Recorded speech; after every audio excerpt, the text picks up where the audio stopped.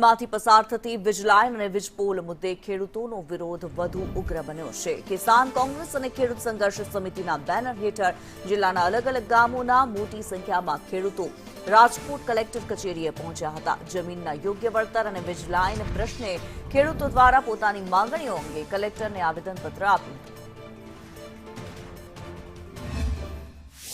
વીજ પોલને લઈને રાજકોટ જિલ્લાભરના ખેડૂતો છે તે અત્યારે મોટી સંખ્યામાં કલેક્ટર કચેરી ખાતે એકઠા થયા છે। ત્યારે મારી સાથે પાલભાઈ આંબલિયા છે।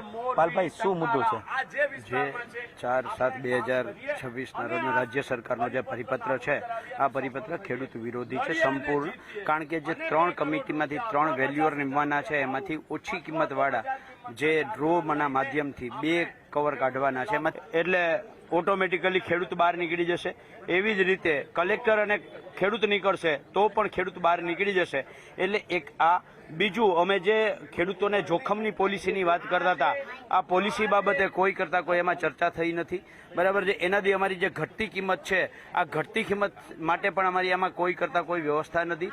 જે વેલ્યુઅરો જે સરકારે જાહેર કર્યા છે, એ બધા જ બિનખેતી જમીનની વેલ્યુ નક્કી કરનારા છે।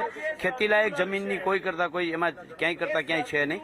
સરકારે જે 200%ની વાત કરી છે, આ 200% જે છે એ માત્ર અને માત્ર એક દેખાવો છે। વાસ્તવમાં એ છે કે 3% ખેડૂતને જ 200% મળશે, બાકીના 97% ખેડૂતોને તો માત્ર 30% જ વળતર મળશે। અમાનવીય રીતે અને અન્યાયી રીતે વીજ પોલ નાખવામાં આવે છે, એની વિરુદ્ધમાં છેલ્લા 8 મહિનાથી ખેડૂતો અલગ અલગ જિલ્લામાં લડી રહ્યા છે।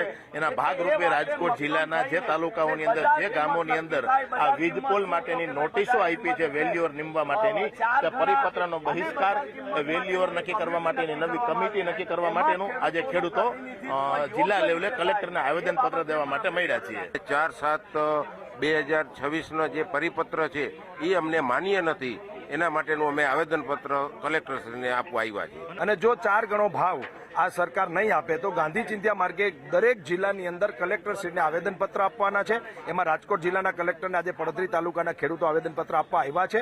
અત્યાર સુધી જંત્રીના 4 ગણા આપતા હતા, અને જંત્રી ક્યારેય તમે જાણો છો એ પ્રમાણે યોગ્ય હોતી જ નથી।